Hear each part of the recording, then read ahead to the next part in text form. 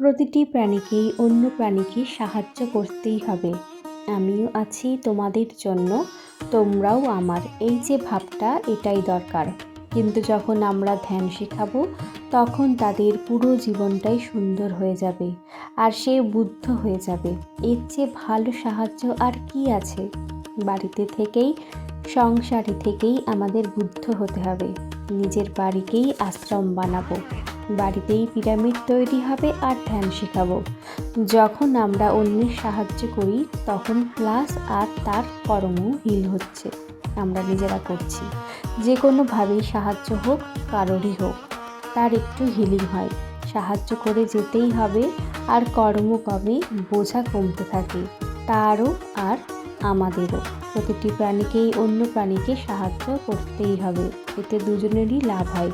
সাহায্য যে নেয় তার, যে করে তার, আর যে দেখে তারও উপকার হয়, যে শোনে তারও শক্তি পাওয়া যায়। কিন্তু আমরা চাই সাহায্যটা এমন হোক, পিরামিড তৈরি হোক, ধ্যানের শিক্ষা হোক, নিরামিষাসের পরামর্শ হোক।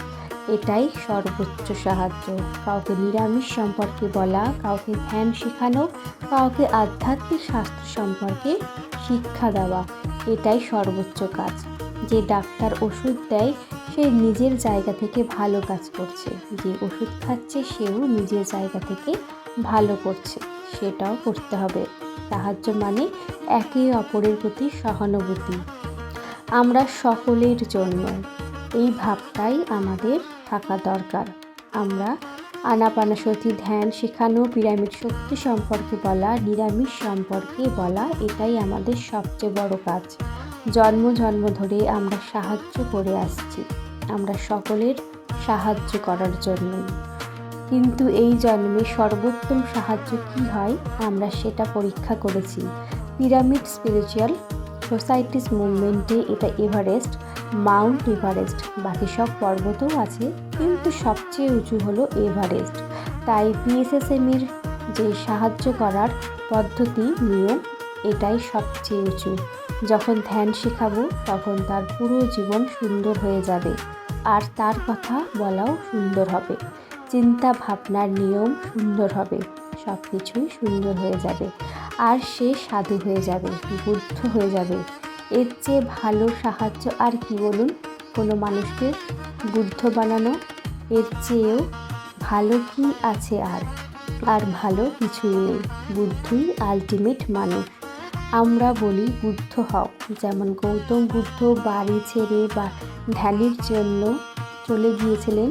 কিন্তু আমাদের বাড়ি ছাড়ার দরকার নেই, আমরা বাড়িতে থেকেই সংসার ধর্ম পালন করেই আমরা বুদ্ধ হতে পারি।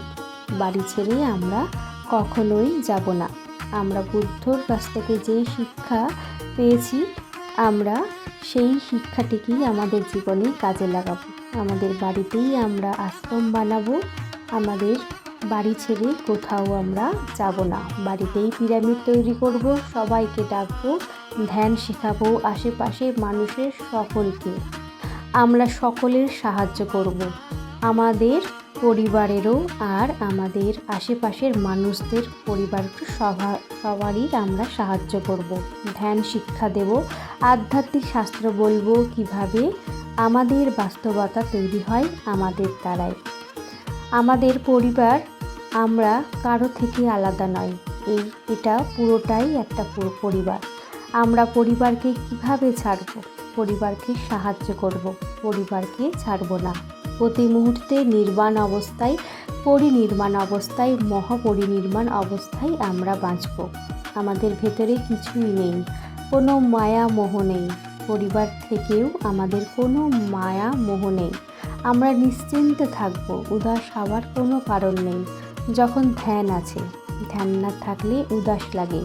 সবাই ধ্যান করলে নিশ্চিন্ত। ধ্যান থেকে আত্মজ্ঞান পাওয়া যায়, সঙ্গে সঙ্গেই আত্মজ্ঞান থেকে নিশ্চিন্ত হয়ে যায়। আমরা তো সকলেই আত্মা, সবাই আত্মা, সবাই ভগবান। কে ভগবান নয় বলুন? নিজের পরিবারের জন্য সবাই লোক ভগবান। তাহলে তাদের ছেড়ে আমরা ছেড়ে যাব না, বাড়িতেই দায়িত্ব পালন করব। আর যেখানে আমরা জন্মেছি, সেই পরিবারেই আমরা দায়িত্ব পালন করব, আর তার সাথে সাথে ধ্যানকেও আমাদের জীবনে নিয়ে আসব।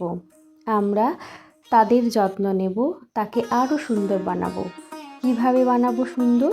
পিরামিডের মাধ্যমে।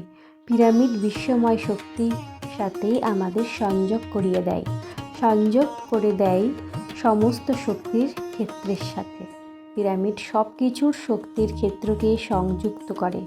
প্রতিটি বস্তুরই শক্তির ক্ষেত্র আছে, প্রতিটি পরমাণুরই শক্তির ক্ষেত্র আছে, গাছেরও শক্তির ক্ষেত্র আছে, প্রতিটি কাঠামোরই শক্তির ক্ষেত্র আছে। আর পিরামিড তাদের যে শক্তির ক্ষেত্র, সেটা সমস্ত অন্য শক্তির ক্ষেত্রগুলোকে একসাথে নিয়ে আসে। যেমন একটা চুম্বক হয় না, চুম্বক কী করে? লোহার গুঁড়োগুলোকে নিজের কাছে টেনে নেয়।